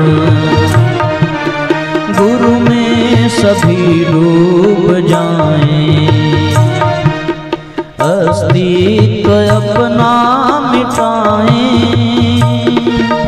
गुरु में सभी डूब जाएं अस्तित्व अपना मिटाएं मैं पन का गुरु में भुलाएं गुरु की ही पहचान पाएं मैं पन का गुरु में भुलाएं गुरु की पहचान पाएं दीपक पतंगे को कंकड़ का शंकर को दीपक पतंगे को कंकड़ का शंकर को नैवेद्य प्रभु को समर्पण साधक का सविता को अर्पण शिष्यों का गुरु को समर्पण साधक का सविता को अर्पण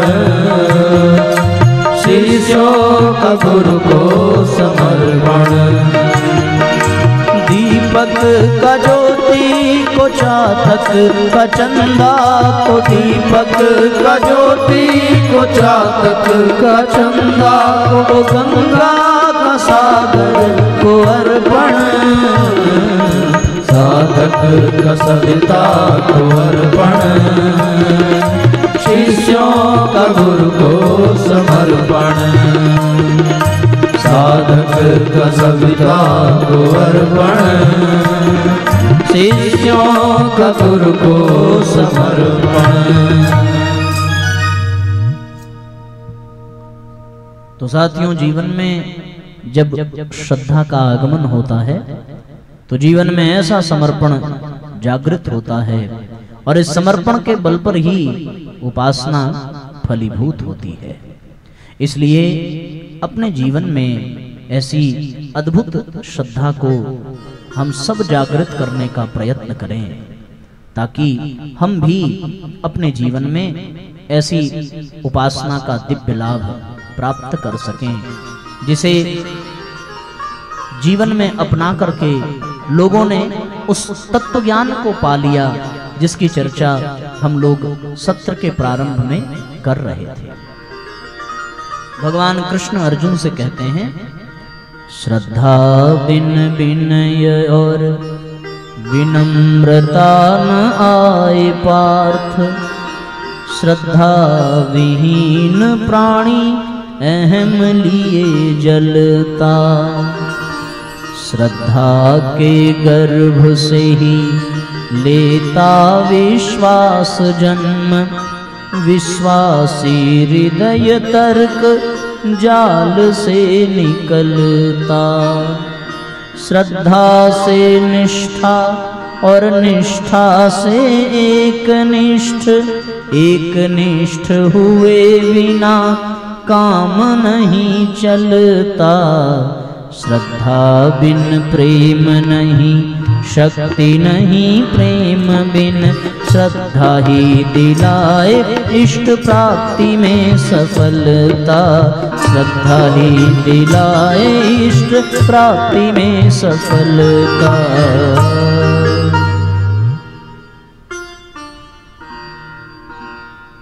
श्रद्धा को जीवन में कैसे धारण करेंगे, कैसे श्रद्धा हमारे जीवन में बढ़े और श्रद्धा भावना का विकास करके हम कैसे उपासना को अपने जीवन में कृतार्थ कर सकते हैं